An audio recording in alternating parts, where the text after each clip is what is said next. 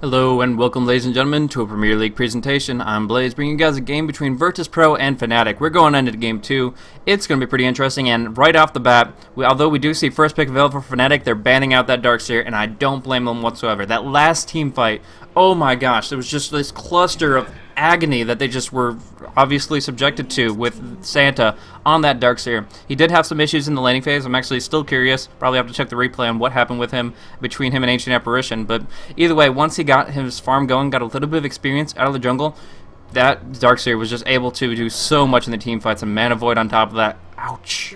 But anyways, Respect Ban coming out for Santa's Darkseer, and also taking off the Nyx Assassin. Makes sense, and with that, the Keeper Light and the Wisp taken out. So, Batrider still an option, and they're going to actually pick that up. So, possibly no tail picking that one up again. And we'll have to see how that plays out. But Virtus.Pro going for a kind of global strat. Despite the Keeper Light and Wisp banned out, they don't have that part of it available, but they do have Lifestealer and Nature's Prophet together. You can infest inside the Prophet, teleport on through. Big surprise party anywhere on the map, and it's going to be fun. It's going to be very dynamic, and I've seen it run a couple times from Virtus.Pro. It can be quite a menace to deal with, and so we'll have to see what Fnatic has to counter-initiate. Maybe a Disruptor. I think a Disruptor would be a great pick right now, but we'll have to see, because I'm sure if they don't draft off supports here, Virtus.Pro will be looking to ban that out in the next phase of banning. 5 seconds. So hopefully you guys are enjoying the game, and we'll be getting on in through the draft as they figure things out. But man, that last game, it seemed like they could have held it together if they just could turtle a little bit more, but Airman was so painfully aggressively farming. Like, he had last hits out of his mind, staying mobile, tranquil Yasha, rank 4 blink, and Battle Fury. He's just like, this entire map, all these creeps everywhere, mine. Gonna get the farm, gonna get these huge items really early on, hit my peak, and just deliver a very painful thrust of destruction to finish the job down in bottom lane. So that's what we saw here, but Fnatic drafting up a very powerful, possibly aggressive tri-lane-oriented lineup. They know Nature's Prophet isn't really great in teamfight skirmishes. He's great to add an extra number. He's great to jump in and say, okay, I can add in a few auto attacks, maybe sprout somebody here and there. But as far as changing the pace of what we're looking at here, the Undying and Shadow Demon are going to be much more prevalent in the lane phase. So if we see an aggressive tri-lane, we could see a like solo safe lane or solo mid lane Batrider, Undying Shadow Demon, and a aggressive carry down on the bot lane, and trying to put pressure on Lifestealer, trying to make sure that Nature's Prophet has to not just sit there and farm, but commit to team fights that he's not really going to be in a favorable position for. He doesn't have a stun, he doesn't have that much lockdown, so when it comes down to it, early fights are going to be in favor of Fnatic, and that's what they're looking for. Magnus getting picked up for Virtus.Pro, getting that on through is really nice for them. Although there was a bug fix where Lifestealer will no longer benefit from Empower once he pops off his Rage, it still means that they can go for some pretty powerful cleave damage when he does have that available, and of course the Magnus with the reverse polarity just setting up a lot of disable so that the damage can come on through. So I'm expecting maybe a Queen of Pain pickup or something if they don't if they don't want to run the Magnus on the mid lane, but that's generally more often than not what they see. So one thing to keep in mind is Virtus.Pro's like, okay, we're going to ban out the Nature's Prophet last round, but this is second pick. You're not going to first pick a Prophet for Trixie, so we're going to take it for ourselves, and they have a lot of potential with this hero. The Wrath of Nature is something that a lot of people underestimate, but it's that little extra burst of damage nobody sees coming, and then suddenly, when a third of your health evaporates, you're in a perfect threshold for them to just finish you off. So a really good maneuver, really good pick in general, and we'll see how it plays out for them.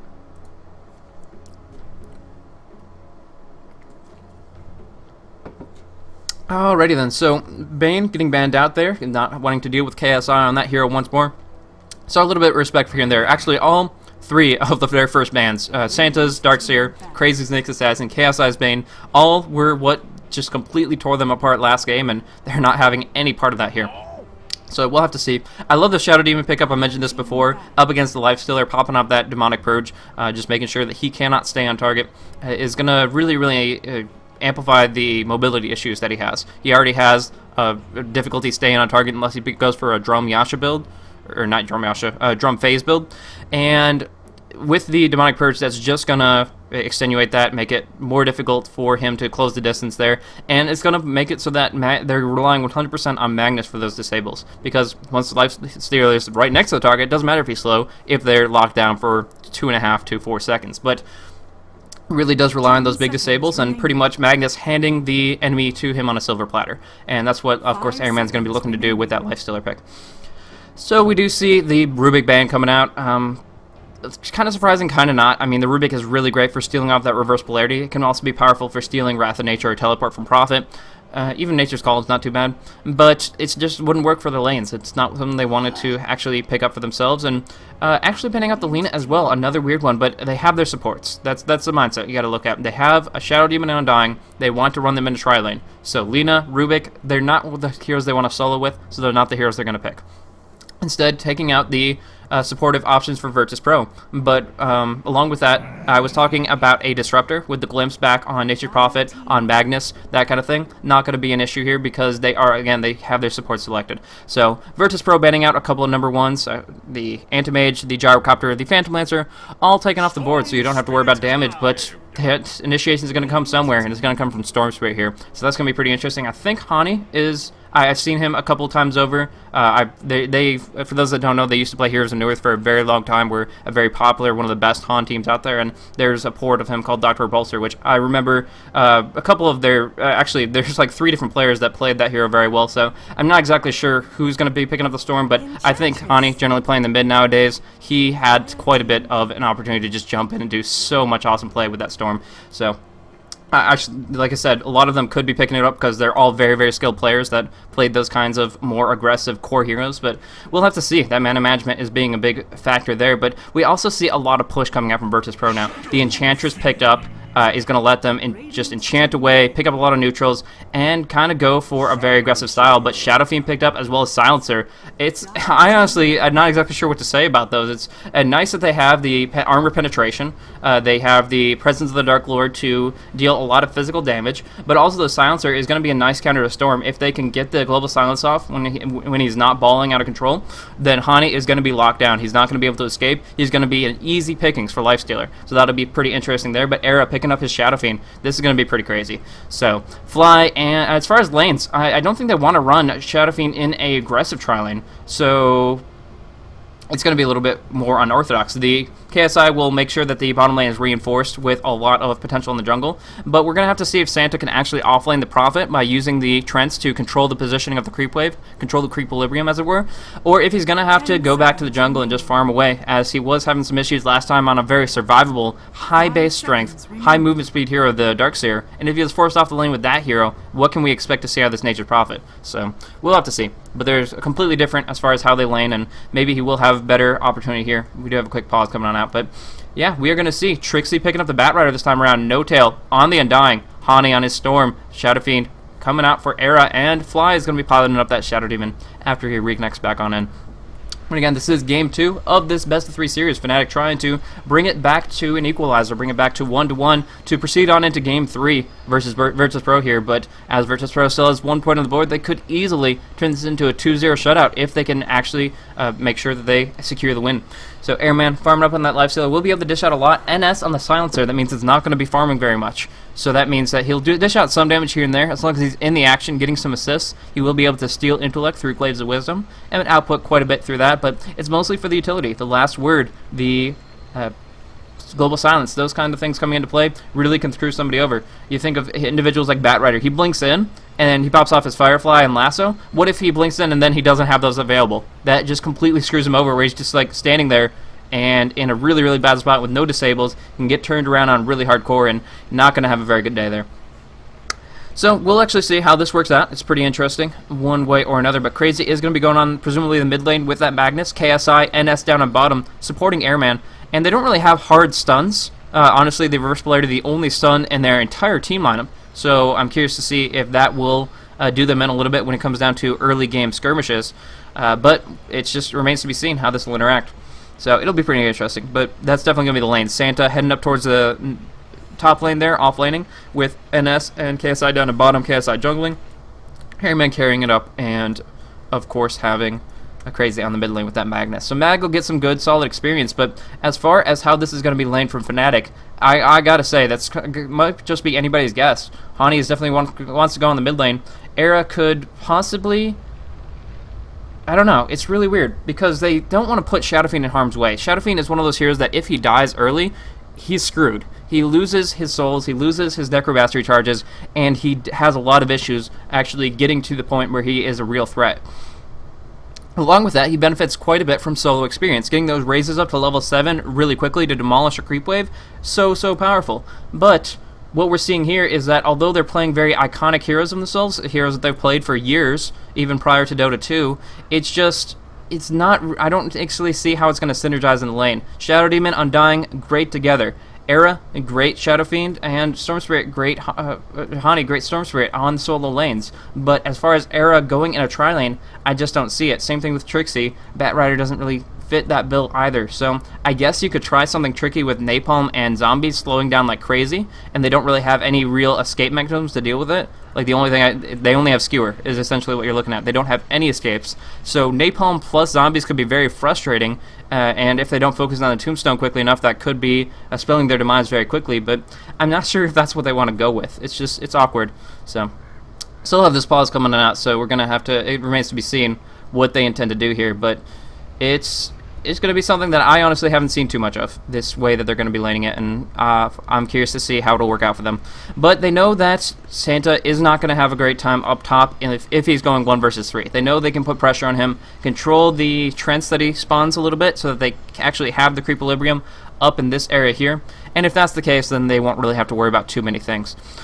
But the main emphasis, the main objective for Virtus.Pro's lineups is to get their ultimates up and active. They get a blink on the Magnus, they have the reverse polarity going. Not only rank 1 reverse polarity, but they're looking at 2 and 3. They want harder, longer disables. Again, he's their only stun, they have to make it count. Every single team fight, finding an opportunity to close in, because it goes up to 3.75 seconds, but 2.25, not nearly as much as they would like it to be. So Santa going to try to get a lot of farm, try to put some pressure out by pushing. Enchantress also going to help out with that push mindset, but when it comes down to skirmishes, I think they're going to have to avoid them for the most part. Just pop off Nature's Attendants and walk away using Airman's Rage or whatever they need to just make sure that they actually keep the opposition at arm's length, because once Hani picks up Ball Lightning, he is going to be a ganking machine. He's going to be all over the place trying to put pressure out, and they don't really have an answer for him. They don't have a Shadow Shaman to just hex him right on out of it and make sure that he can't ball away. He can't be locked down. They don't. The only mana burn they have will be nullified by the next spell cast. So unless they Global Silence Curseless Silent him, even Hani is going to be okay in that sense. So as far as their teamfight goes, Virtus.Pro doesn't seem to have much beyond the Magnus, and we'll have to see if they're even going to go for that teamfight at all, or if they're just going to go for a hardcore split push. Say Enchantress, immediately get a Wild Wing, get a Dark Troll Summoner on bottom lane, have Santa farm up like crazy up on top. But as we see right here, this starting item build we see coming out of Santa implies that he doesn't even want to touch the top lane. He wants to go for the jungle, and we do see yet another pause coming out, unfortunately. So we'll have to see about that. But his items right now show that he wants to go for Basilius early, go for Clarities to keep his mana sustained, and just keep on spamming out that Nature's Calm. On the other hand, No Tail picking up wards means that he wants to try to put a ward down in this kind of position, blocking off the neutrals as well. And if he can control and block off a number of spawns so that Nature's Prophet cannot jungle, as well as putting a ward down here to be aggressive against Lifestealer, possibly even diving him at one point, that'll put him in a great perspective. So looking at these items, we see a little bit more pieces of the puzzle to try to put it together, and we'll have to see how it plays out. Of course, NS playing supportively here, but Enchantress is going to go for a quick Urn of Shadows. She wants to be gank-oriented, but not until she gets that Urn finished, gets at least a rank 2 enchant or a few points in Natures. Any levels at all is going to really help her.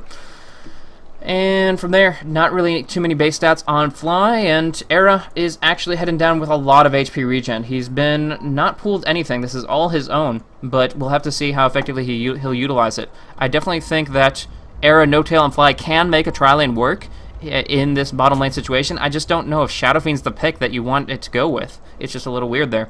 Either way, we're going to see Batrider moving in towards his Tranquils or Basilius early, as well as possibly a Bracer, just to have a little bit more durability, a little bit more activity.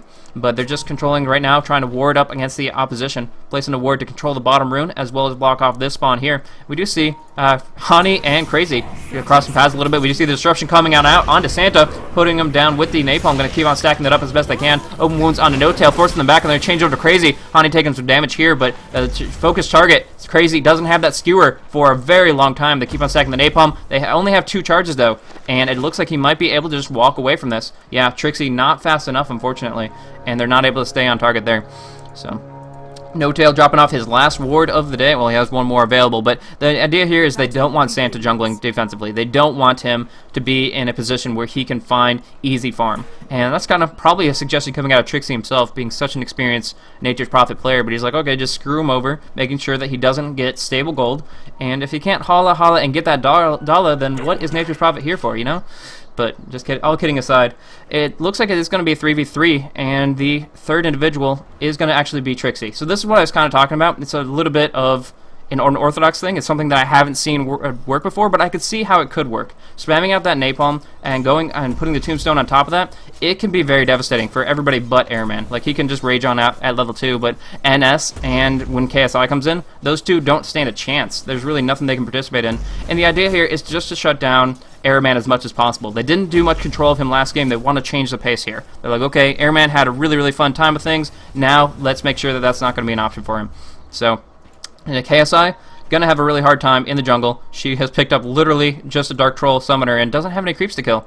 There is only one camp available, and that's only because they sentryed it out to keep it alive. So the idea here for Fnatic is not giving them an inch. They know that if Virtus.Pro gets an inch, they'll take a mile, and from here they don't want to even give them a foothold at the very beginning. 6 minutes they're going to be without wards unless they spam out sentries like crazy, and by wards I mean neutral camps, of course. Now they're going to board up those neutral camps so that they cannot spawn. If they can't use Enchantress's skill to actually pick up good creeps, they're not going to be able to do too much. Now, as I say that, KSI popping off a smoke clarity, heading in towards mid lane, wanting to put some damage into Hani before that ball lightning starts coming up.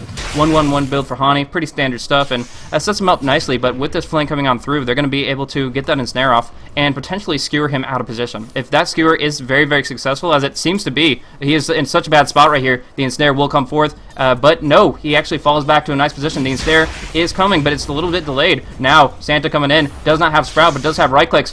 Hani taking a lot of damage right here, but he might just be able to walk away. Still has that bottle, last charge available, and now No Tail comes on in, pops off a decay on 3, and they just walk into the Remnant, crazy on low life, and they don't want to actually contest this. Hani, however, has different things in mind, overloading on through. He does get last worded up by the Silencer. NS coming in from the southwestern end will be enough damage for first blood, so he did not expect the Silencer to rotate in. A little bit misplay there. No Tail trying to finish off Santa, and with this last decay, he will be able to. So this, he won't, will he get the right click? Yeah, he actually does. Doesn't even need the decay. So just man-moding it up against NS here. No Tail's like, screw it. I have all this right click damage from decaying on away, and just going to put out some damage here and there. However, first blood in the end goes the way of Virtus.Pro, picking it up actually on the Silencer. Storm Spirit dropping down there. So that is, of course, not how they wanted that to play out. Hani playing a little bit aggressively, going up against the 3 that were pursuing him, just knowing that he would be in an okay position as his allies were coming in, but NS catching him off guard a little bit with that early last word and making him pay for it. No intellect stolen yet, though.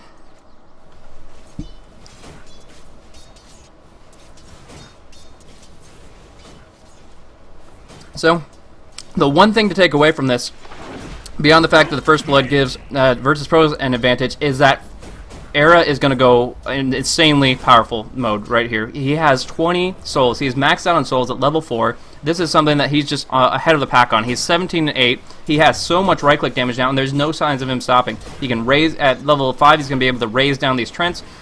He will always have HP because of the massive amounts of tangos he has available, and the only thing to stop him is Enchantress coming on in, popping off this ensnare. Era's dueling it out, but he's just taking too much right-click damage and will fall. So I think it's a really, really good move from Virtus.Pro, transitioning on. They realize their threat, and they don't want to have to deal with it. They're just going to take it off the board. And so first off, neutralizing Hani, delaying his ball of lightning, then starting off making sure that the Necromastery is kept in check from the Shadow Fiend and make him pay for it so they can transition this into a nice push.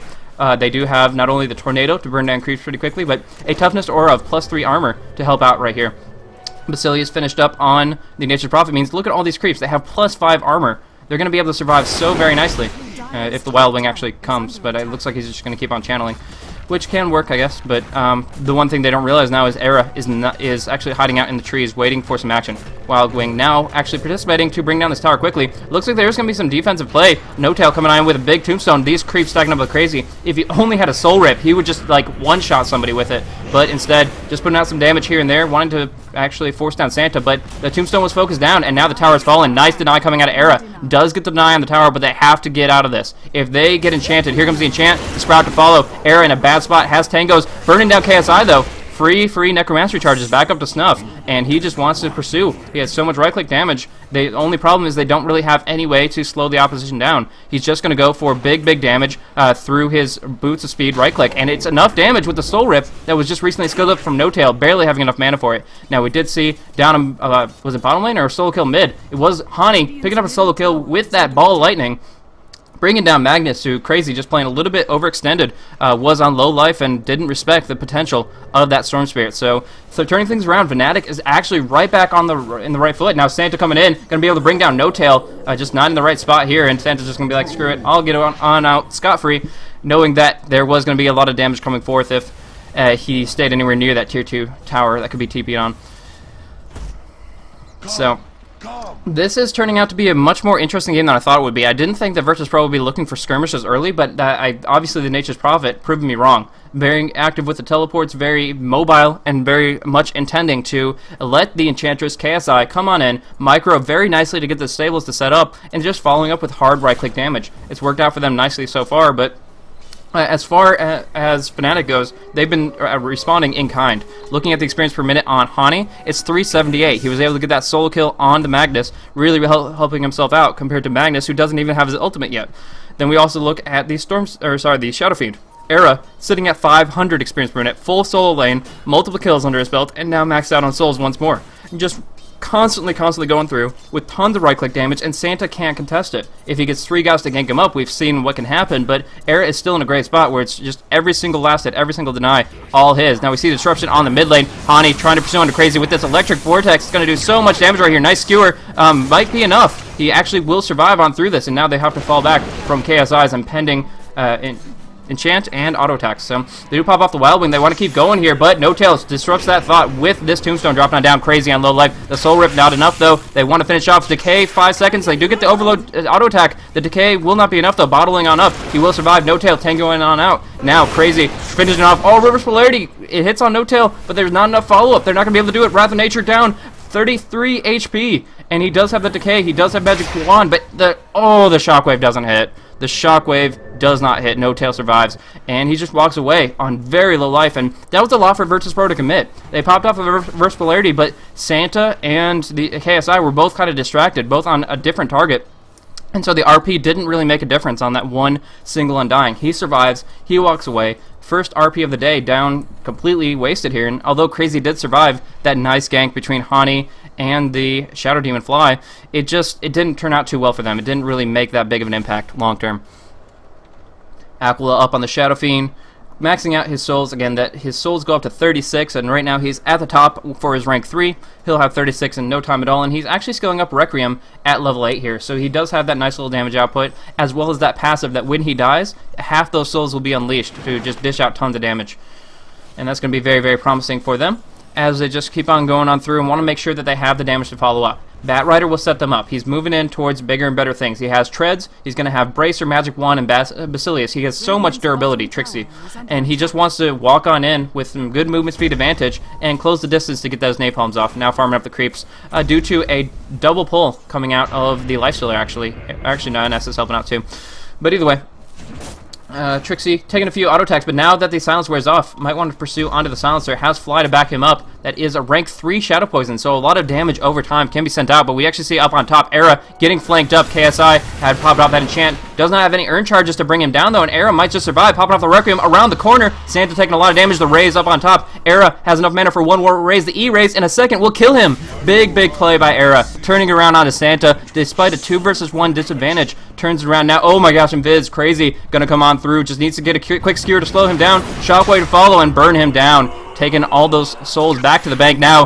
Hani jumping on in, trying to bring that first down on KSI. Gets the kill easily. We'll keep on to Crazy. Down on bottom, there was actually a pick off on the Lifestealer and on NS as well. Both of them dropped. So NS and Airman both getting picked off here between No Tail and Fly. Just too much damage across the board. Both teams being so active, and it turns out across the board, Fnatic is dominating. They turn things around nicely, and although they did inevitably lose the Shadow Fiend to Magnus, of course, it's still well worth it for the turnaround they got. They got the kill on Santa, they got the kill onto KSI, and during that distraction, got a couple on bottom as well. So all things looking up for Fnatic as they move into a 3,200 gold per minute advantage and a 3,100 experience per minute. Now they can start start pushing in towards towers, but they don't even have to if they want to stay on top. Like I said, it's really on Virtus.Pro to make things happen, and with NS not even having his ultimate yet, he's not exactly where he wants to be.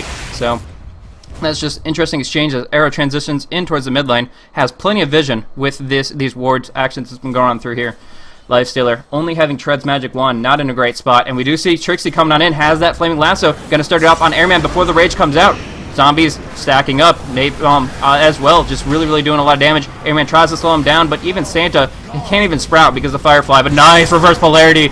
Crazy coming on in for a beautiful skewer polarity. Big damage from the Shockwave, turning it around. Trixie taking a lot of damage. He will get cursed up, and a little bit more. Ern is doing a lot, and that Shockwave will finish it. That is it for them. Just trying to make things happen, but a little bit too bunched up to try to finish off. Airman, they focused him so hard, and very similar to what happened at the very end of last game, was they clustered up, they got a little bit too bunched together because they were so focused on bringing down this one individual, and in turn, that cost them. They got reverse polarity hardcore and crazy, making that Magnus pick just show its worth. Just really smooth move with that ulti skewer, getting pretty much everyone there. Airman initiating on Arrow in the mid lane. They do a ton of damage right here. The Sprout will hold him in. He doesn't have any tangos. He's going to get locked down hardcore. A Global Silence comes out to try to make sure of it, and yeah, those glaives plus the Curse of Silent. He's bottling. He survives just barely. He actually does. Nature's Prophet come in. Santa with the last right click takes some Requiem, gets hit by the Tombstone. He probably will drop down. Zombie slowing him to a crawl, and that is going to be the last of him with this decay coming on through. So Santa does take a hit for the team, but they get the kill on the Shadow Fiend, which again is very important if you want to keep these Necromastery charges down, because otherwise this rank 2 Requiem is going to get out of hand fast. Now you see Crazy come back on in. Polarity not available for 45, and Fly gets that disruption on him, trying to slow him down. They don't actually commit the Demonic Purge though. They are afraid of the retaliation of the opposition. Airman actually pretty close at hand, even if he's only 500 HP. So they do not follow up on that. They know he's just really tanky, high base armor, high strength, and instead they're just going to let Magnus deny the tower and walk away.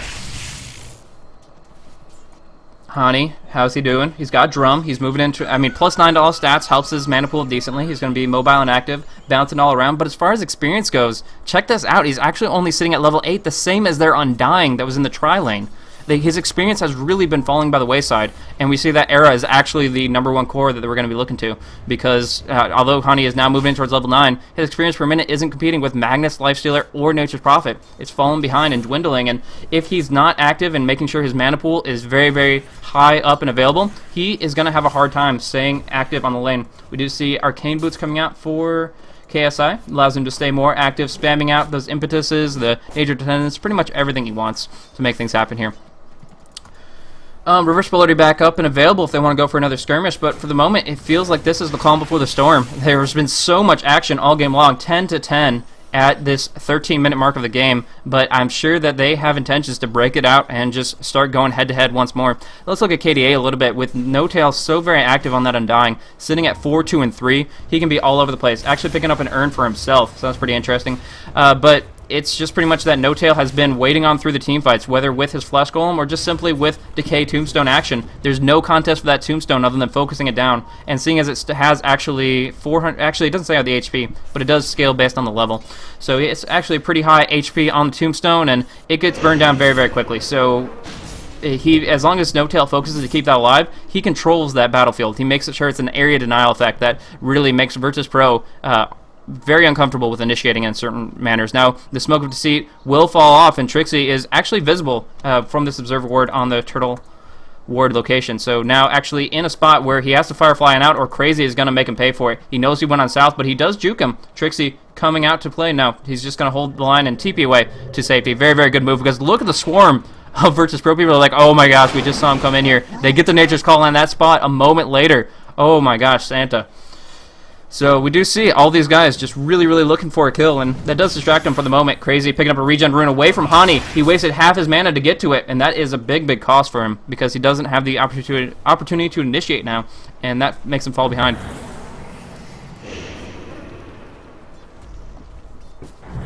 Now we do see that 98 last hits up for air, as well as 21 denies, keeping him up to 36 souls, and he's just going to keep farming away. That's one great thing. Okay, we do have initiation. Airman looking no. Just zoning out to take on this tier 1, just making sure the creep wave can come on through, and Enchantress always has those attendants to all have that mana available, have the health, keep on pooling up. But in the interim, we do see Santa defending up against Era up on the top lane. Doesn't want to let him split push. Instead, Santa farming up towards that Orchid. If they Orchid up, there's a couple different heroes that they could really, really benefit from Orchiding. Of course, the Storm Spirit is pretty much a hard counter to him. If he can't ball, he can't survive. On top of that, if you can get an Orchid on the Shadow Fiend during the Requiem, it's actually a 1-second cast time, so very predictable. You see it coming when he's not fogging you, and from there, you can actually disrupt it at the perfect time and really, really just make it very difficult for them. On top of that, if there is a last word put out from the silencer onto a certain target, and you wait maybe 3 seconds before, and they're not casting a spell, you put that Orchid there, you'll guarantee the last word. It will be amplified by that Orchid, and of course that means for the next 6 seconds they'll be silenced and disarmed. So it turns into about a 9-second silence as long as they don't do anything in the first 2 or 3 seconds. Magnus picking up a Blink Dagger.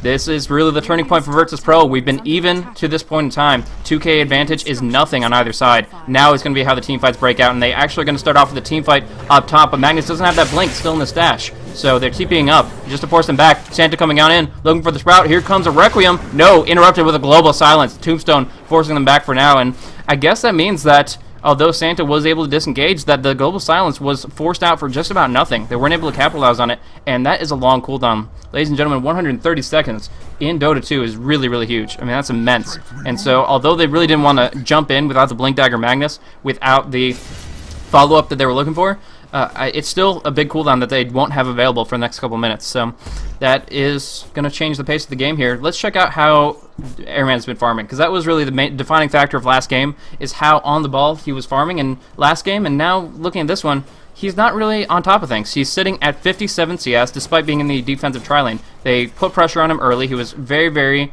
uncomfortable with farming away, and he's been forced into a lot of fights. We see he's actually sitting 1, 1, and 2. So although he has an assist or so under his belt, his net worth only comes up to 4,200. So he is trying to struggle, trying to actually move in towards that armlet, and he doesn't have any of the components on the Corey. So that is a very, very belated set of farm, and although the armlet is a great early game item to toggle in for survivability or just to dish out a bunch of extra bonus damage, it's not really available to him at this point in time. And he's relying on the rest of his team for just as much attack damage and follow-up as he himself is providing. Once that armlet is in play, the Blink initiation for Magnus will be really big, especially now that it's rank 2 versus Polarity. They can do so much damage during that time period. But right now the Giants, as far as net worth goes, are actually Era and Hani, picking up 7K on the Shadow Fiend, picking up 5,500 on the Storm Spirit. Speaking of, putting out a Revenant, getting some vision on his Santa, pulling him in and doing a lot of damage right here. He has so much potential to just finish the job. The TP comes out. The Electric Vortex is unavailable. He can't finish it. He popped off the Vortex really, really quickly. And although that helped him to surprise a little bit, there wasn't really any risk of him getting auto-attacked down. So he definitely should have saved it for the stun. And instead paying for it. Crazy going for a skewer, messing it up, wasting the blink. Now falling back with only 680 HP left. So that is pretty much their one big opportunity for initiation up on the top lane. Didn't want to go 2 in over their heads, as there were 3 others to counter initiate, but now they kind of missed a little bit of an opportunity. Lifestealer does deny up on the top lane, so Arrow's not going to get the satisfaction of taking that tier 1 to the bank, but he is doing pretty well right now. I've already mentioned his net worth, 7K. He has actually a Ultimate Orb available as well, so moving in towards presumably a Manta style will allow him to dish out that much more damage. Oh, Crazy going in for a Blink. Polarity gets on 2, now skewering them on out of position. He's low life, but with this Global Silence to follow, they should be able to clean this up nicely. No Tail playing the Sacrificial Lamb, just walking into his demise so that they can try to keep the Shadow Fiend alive. Era on low life, cursed up. He walks away, still the Shockwave to finish him. One more right click. Can he close the distance? He's going to obviously try, and Era is still barely able to escape. However, this last Shockwave should finish the bill. No problem at all. Closing in on Fly, still alive for the moment, but that moment is about to end. Just too much damage coming on through, and with that cursed last word, he is 100% toast, and that's the death of him. Trixie getting closed in by Crazy, skewered back in to his allies, and there, Hani, pretty much the last man standing, trying to make something happen here, but all he can really accomplish is balling away. So from there, looking to take the tier 1 tower, and with that deny up on the top lane, now in this push towards the mid lane, they're going to really, really come back as far as gold is concerned. Really, they've been behind quite a bit. Closing in now towards maybe 1K disadvantage. They're going to overcome that deficit and make things happen here. So great initiation by Crazy, getting that double Polarity off, canceling it out to actually make sure that they could get it on both No Tail and on, I believe, Era. So getting those two caught together really gave them a rough time. And although No Tail was silenced, I gotta say, this is the great mindset of a player that plays supportively or just in a utility role. Knowing when you're pretty much screwed over and you want to prioritize one thing, which is keeping Era alive. That's what Fnatic needs to play to, and they did that very well with Undying going on and just practically suiciding into the mid lane. He knew he wasn't going to get a spell off. He was global silenced up for the rank 1 and still plenty of time. A lot of damage coming into him, but the amount of time they spent bringing into this 1k HP hero just to burn him down since he was out of position, they were distracted away from trying to finish off Era, and it turned it into a wild goose chase where Magnus had to pursue for a very long time to bring it down. Eventually, Era did fall, but there was that slim chance of hope that there wasn't going to be enough mana or that he wasn't able to close the distance to get that last shockwave off, and if Era had survived, it would have been entirely based on No Tail's positioning, and that was just a really good play, kind of throwing his life away and feeding so that he had the chance for Era to survive. And I gotta say, I love that in the mentality there to make sure that you prioritize those heroes. They're considered #1 farm priority for a reason. You need to keep them up, and Shadow Fiend, it's far from an exception, probably the rule. I mean, he is the example where if his Necromastery drops, he is that less potent, and we see it's actually having some issues now. 22, he needs to get a hero kill or at least just farm away. And right now, I don't see Virtus.Pro letting up. The Radiant Wards are still rather aggressive, this one providing nice vision into the enemy's jungle, knowing what's going on with Trixie and Era, and of course they do, of course, have some Roche Wards. I think there is still a small sliver of chance that they can just swoop on here. Actually, some damage going on across. Crazy has the double damage room. Going to finish off No Tail really quickly. Global Silence to help him out, and one quick, super long range right click. Going to finish the job there. And now he actually has him power up, so he could cleave down on these zombies, but running away, they know the Hani can initiate, popping off the RP, turning around, impetus damage coming across. Hani's dead 100%. Fly trying to keep him up, but now just going to get slowed down and drop down as well. DD doing so much here. Era trying to clean things up and needs to get a big RP off if he's going to be able to turn things in the other direction. Instead, Trixie just flying on away, and they're going to have a very difficult time holding the line on the tier 2 here. So trying to fortify up and just bunker down to try to hold the line, but even the Firefly just pretty much disregarded from Virtus.Pro here. They have an objective, they have intentions, and they're going to make sure they follow them through. So this is going to drop really quickly, and Era is just kind of waiting it out, looking for that Yasha, looking for an opportunity to actually pick up his big item, the Manta style, but it's a little bit belated. It's definitely delayed compared to how what the time that he wanted it to be.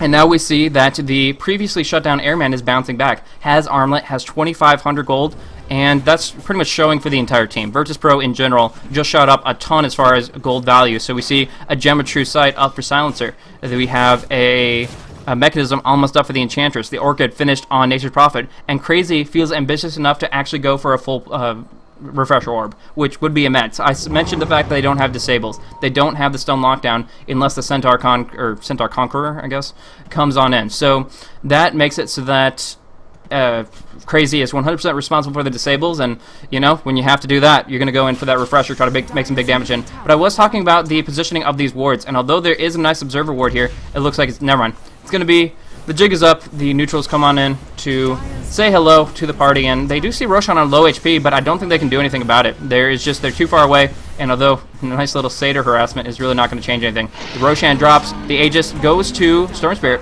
and that's pretty much going to be okay. Coming down in, Crazy going to pick off that Aegis immediately. Now focusing on the Tombstone means this team fight's over before it started. Now everyone just has to run for the hills. Hani will be able to get out before the Orchid comes off from Santa, but he's up on the high ground, trying to jump on in. He wants to go aggressive. Airman's the target of choice, dropping down to low HP. Big Requiem, big damage from Era, trying to clean up onto Crazy. He doesn't have RP. Too much damage coming in, reduced armor, big auto attack damage, and Era finishes it off. Nice global silence though, trying to turn things around. Hani in a bad spot. The Orchid damage is too much. He falls. Santa dropping low. E-Ray is going to finish him off. Now closing in on KSI. Flame Break giving him a bit of nudge. KSI still out of position, going to get locked just a little bit more. Close the distance, it's all they want. The Napalm keeping him slow, and he will fall. It's just a matter of time, and the Decay is the last hit on that one. So that was a great fight for Fnatic. It was initiated on very interestingly. The timing of it pretty much meant that the Magnus came in and got a big RP, but only on one. Just a little tiny bit too late to the party. Everybody else had all filed on out, went out, and really not too much more to say about that. Once they used the polarity, the global silence helped, but didn't stop the fact that Era could easily 1v1 the Magnus. And following that on through, they could put so much focus on lifestealer. The Electric Vortex and the Requiem, making sure that Airman could drop before that Rage even came on out. I'm not even sure if he got the armlet off. I mean, Airman was just completely caught out right at that perfect time, and that just shows how actively, how reflexively they focus targets very, very nicely. In turn, though, I think they had, Virtus.Pro had a great mindset going on into it. Crazy. Wanted that big RP, was just hoping for one of those glorious, like, Woe Dota moments where you just jump in, catch out on everybody, do so much damage potential, and the Blink set him up for it. But it was just, they knew about the roast just a moment too late. They didn't respond at the time they needed to, and as such, Fnatic, already having fouled out, there wasn't really too much that could be accomplished there. So, in the end, it goes very, very much in favor of Fnatic. Look at this gold. The experience is going to be even worse. They had 5k advantage in experience, dropping down to 1,500 in a deficit. So, that sets up Batrider to get that rank 2 lasso. Storm Spirit going for that. Let's just look at the levels in general. That's a 17 Shadow Fiend. He survived through pretty much every one of these fights amazingly well. Fnatic making sure that he is very, very well set up to dish out the damage without being focused. And that Manta style helps that even further. So, one thing to keep in mind is the debuff of Global Silence is dispellable, so you can Manta on out of that, keep on casting off a Requiem or whatever you want. And Orchid as well, same kind of thing with that. So, a lot of different things that you can avoid with that kind of an ability, and now we do see the Smoke Gank swooping on in. They have tons of vision with Trixie with this Firefly during the daytime. They find the Courier, going to pick that off real quick, and now going to try to close in onto Crazy. He has a big blink, big polarity on 4. Too much damage coming out. Skewer them with the Shockwave, the Global Silence as well. Too much damage, complete turnaround, and it's all because of Crazy setting up the biggest reverse polarity. He was looking for that last time around. He gets it this one. Era getting hit with a very, very last tip of the Shockwave. Big play by Crazy. Perfect response time. Almost got right-clicked. The right-click was in, the projectiles were in the air, and that would have put the blink on cooldown, completely thwarting his intentions, but no. The response from VP wipes out Fnatic 100%. Oh my gosh, that turnaround. Crazy. It's just like, okay, well, we have some vision. The Courier does get sniped, but Fnatic opening themselves up like that, revealing themselves out of smoke, gave Crazy just a few more seconds to realize what was forthcoming and respond perfectly, moving in towards his refresh orb very, very shortly. Not sure it was on that Courier, but I don't think it matters at this point. It was well worth its loss to be able to take this kind of a win in a team fight and push in for these racks. Again, Virtus.Pro is already up 1 point for this best of 3 series, so if they take these racks, they're moving in towards a potential win, and we do see Hani trying to make sure that's not going to happen, putting some damage on into Airman, but he does get last worded on up. No Tail waiting on through, big flesh golem, but he only has so much HP to work with. Airman turning around, feasting on through, big damage from Crazy. They don't have the RP, of course. Airman out of position, gets caught out by that lasso. Hani wants to pursue, doesn't get the Vortex, the Flame Break neither. Crazy able to TP out, they all get away. Every single one of them just pull out of their pockets the TP scrolls and just walk on away. 3-second channel is perfectly fine for them as they escape on out of there, and that makes it so that Fnatic's win there is very, very bittersweet. Yeah, they kept the racks. Yeah, they picked off Airman. Very, very core hero, hard carry. But there were 3 easy kills, and unfortunately they just didn't have the long-range stuns. I think they already popped off the Disruption. They certainly didn't get the Flame Break or the Vortex out on time, and that is just a bunch of kills they wanted, but they just couldn't get. Air filling back up on Souls, closing in to finish off that tower. His net worth is still on top, 10.6k. He is in a great spot, but he has to get something big if he's going to be able to carry this game. The very, very fortunate thing is they still have those racks. And P. Split pushing up on top. Finishes off the tower. Now Orchid on Trixie. No way for him to get out of here. The Shockwave going to do some damage too. Oh my gosh, he's dead. No chance at all. Just jumped in, thought he could do something, and the follow from VP, the response from the entire team, is very, very appropriate to make sure that that isn't going to be an option for him. Refresh Orb recipe on up. I think the only thing he needs is that Oblivion Staff, which may or may not be on the Courier already. So we'll have to see. Radiant's bottom tower is under attack. Okay, Global Silence going on Hani. Perfect initiation time. Didn't see Santa TPing on in. That is one dead. And they keep on doing this. They keep on getting cycled out. And Fnatic just jumps on in and thinks that they have an opportunity to just counter push, whatever they have in mind because of their mobility, because they have a Batrider who has quite a bit of durability, because they have Storm and his Ball Lightning, but using the Global Silence at that time, following it up with the Orchid, there's no way for the Storm Spirit to get on out. And the fact that VP knows this and is capitalizing on it just shows that they're really willing to make sure that this is not going to go to a Game 3. They want to finish it off now, and they are very much in a position to do this. They have, is that a BKB up on Nature's Prophet? Don't see that every day, but, you know, why not? They don't have any lockdown besides the Flaming Lasso during a BKB, and even then, that target is, the Flaming Lasso is always going to be going on the Lifestealer. So if you get some dedicated right clicks without any disables, all the more power to you. He has a lot of attack damage with that Empower, and that just makes it so that once Fnatic jumps on in, they're going to need to get some armor up, is my opinion. They don't have even, they have an Aquila, they have a Basilius on Batrider, but they aren't going to be picking up an AC anytime soon. The Vlad's unlikely as well. So the physical right-click damage from VP is immense, and the biggest issue is, of course, the lack of Mechanism. Mechanism providing not only bonus armor, but that 250 HP heal, which they kind of desperately need. Fnatic needs to stay alive. The longer the fight goes on, the more effective No Tail is on that Undying, and the ability for them to keep on right-clicking on through with Shadow Fiend is immense as well. So I think the Mechanism would be pretty much exactly what would turn things around for Fnatic right here, as long as they don't get 4 or 5 man polarity once more. Oh, crazy. Crazy is crazy. But yeah, right now they're not seeing the mechanisms coming on out just yet, and even worse, Crazy has that full refresh orb up, and he is raring to go with it. He wants to be able to just use that so aggressively and stay on top of things with that RP. Just go for double RP, double shockwave maybe. As far as mana goes, it's hard to make sure that'll pop off. 375 for the refresher orb, 300 for each polarity. That adds up to 975. As you can see, he only has 926. But one thing to keep in mind is Arcane Boots is actually refreshed by that orb. So you can pop it off twice, do the first polarity, Arcane Boots, refresher, Arcane Boots again if necessary, and then pop off that second polarity. Doesn't leave room for much more than Blink as far as mana goes, but it will be well worth it if you can get a good solid combo off with that. Okay, they're just roaming on around with that smoke. Pretty mobile, pretty active, but looking for a pick off all day long, and I'm not sure if they're going to find it just yet. Finally, Trixie gets his Blink. Been looking for it all game long, but 31 minutes is not how you find that opportunity for that hero. He wants to have had it maybe like 15 minutes in the game, just being very, very proactive. But even, I guess he was given the farm priority down on bottom, considering he was with a Shadow Demon Undying, but as you can see, he's still only sitting at 106 last hits himself, and just cannot compete comparatively. So the way this worked out for Fnatic is they were kind of looking for a 4 distract from 1, where they have aggressive play from Hani and the tri-lane down on bottom lane and try to distract as much as possible from Era, but VP didn't really fall for it. They had KSI and Santa jumping up and ganking up on the top lane very, very early on, and though Era was able to turn around a couple times around, he definitely didn't get the dedicated free farm that he was looking for. And although it seems like a lot, 250 last hits for a Shadow Fiend isn't all that much necessarily, because again, the raises for the first like 27 minutes of the game, 2 rank 4 raises will one-shot a creep wave. It's very, very easy for cleaning up and farming away extremely quickly, and that includes the jungle. So in this position here, he's working his way towards his butterfly, but 250 last hits, I gotta say, is a little bit far behind. Same thing for the Nature's Prophet, generally having a way more than 167, but he's using his gold and forcing it onto team fights. He's found pickoffs left and right, and that's why he's sitting at 7, 6, and 12, compared to 7, 5, and 5, which apparently Dota 2 thinks is a higher KDA, but I guess because of the death factor, but, you know, assists. Anywho,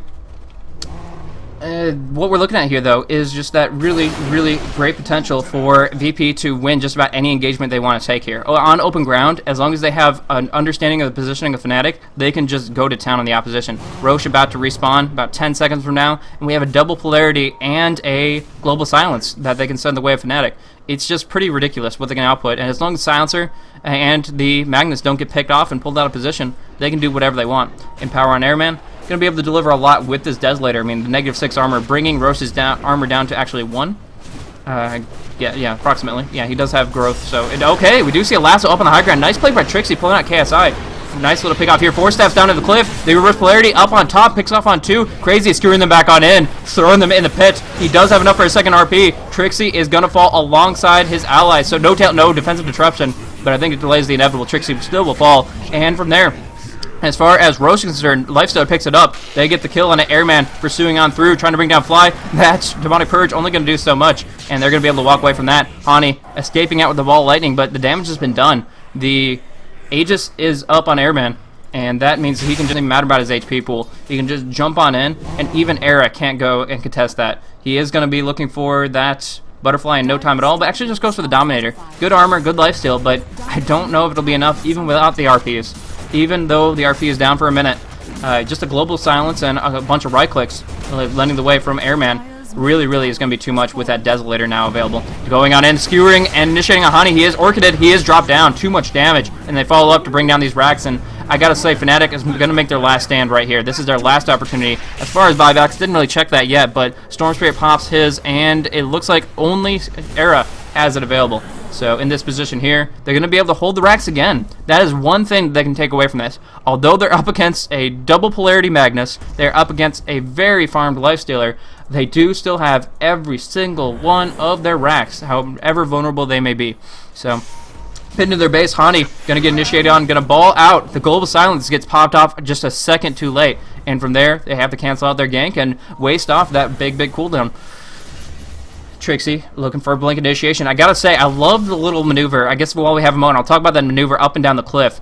Trixie got vision with Firefly to be able to see what was going on in the Roche Pit. Immediately dragged KSI up the cliff, pulling him out of position there, but immediately Crazy blinks up here and skewers them both right back on in. It was just playing up and down these three-dimensional ledges and really pulling the enemy out of position left and right, so that in the end, of course, VP taking that team fight really effectively, and now sitting at 29 and 18. Experience graph, rough start, back and forth, but now we see them going and just catapulting on in to 10k experience advantage, and even far more so in the gold department.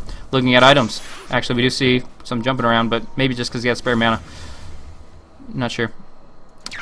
Okay, he's just farming with it. Yeah, he does have the Orchid, so he does have 10.6 regeneration and that bottle available as well.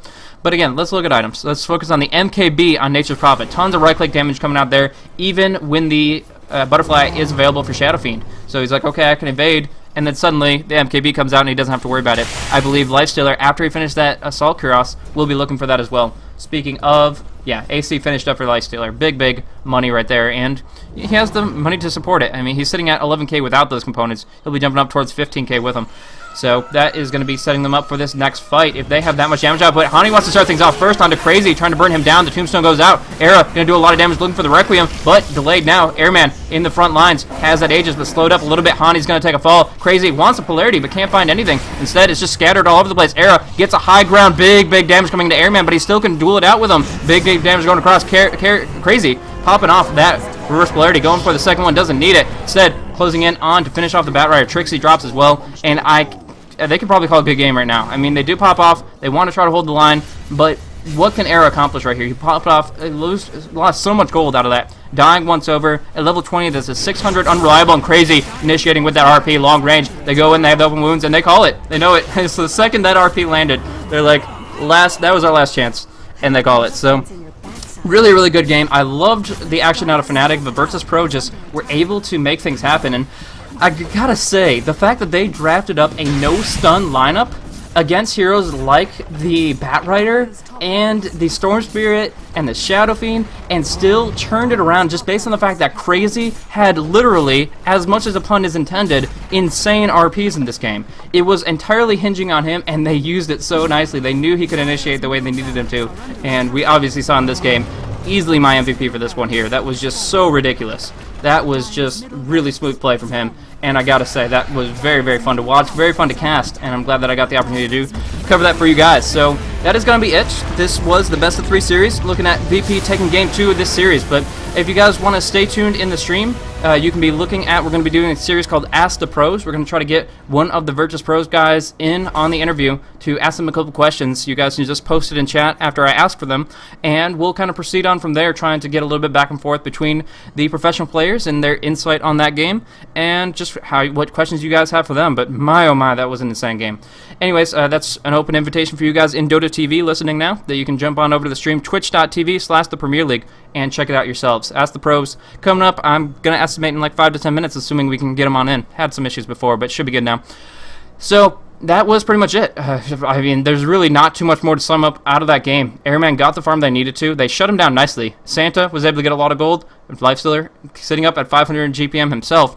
And although Arrow put out such a powerful retaliation, just really good maneuvers in general, it was just too much from Crazy to Magnus with a double RP, 10, 2, and 13, setting up team fight after team fight.